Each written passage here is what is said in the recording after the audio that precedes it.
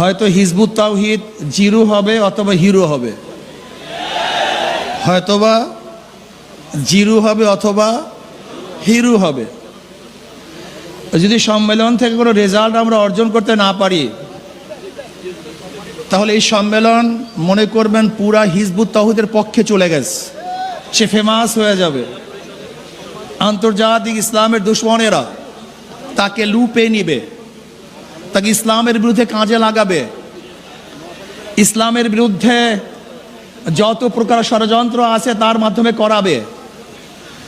যদি এই সম্মেলন তার বিরুদ্ধে কোনো অ্যাকশনে যেতে না পারি, তাহলে গোটা সম্মেলনটা হিজবুত তাওহীদের পক্ষে, এটা আগে মাথার মধ্যে নিতে হবে।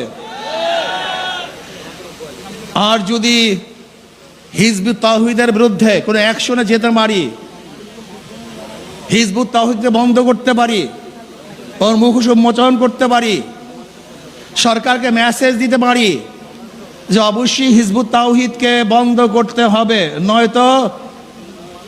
নয়তো এই জনগণকে কোনো অবস্থাতেই থামিয়ে রাখা যাবে না, তাহলে হিজবুত তাওহীদ জিরো হবে।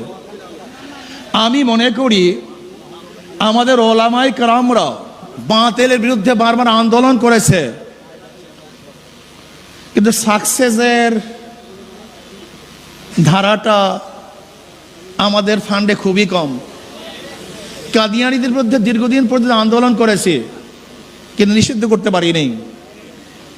বাতিলদের বিরুদ্ধে বিভিন্ন সময় আন্দোলন করেছি, কিন্তু এখনো বন্ধ করতে পারি নাই।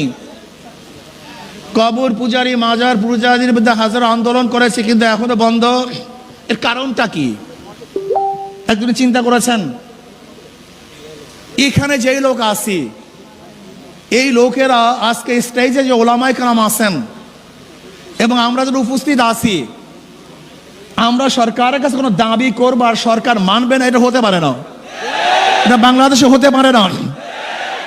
তার মানে আমরা দাবি উপস্থাপন করতে পারি না, দাবি আদায় করতে পারি না। এর জন্য সরকার আমাদের কথাকে গ্রহণ করেন না, গুরুত্ব দেন না। আমি আজকে প্রস্তাব দেব আয়োজক কমিটির থেকে, আপনার স্বল্প একটা সংখ্যক স্বরাষ্ট্রমন্ত্রীর সাথে যোগাযোগ করুন, বৈঠক করুন, স্বরাষ্ট্রমন্ত্রীর সাথে বৈঠক করুন, এমনকি মাননীয় প্রধানমন্ত্রীর সাথে বৈঠক করুন।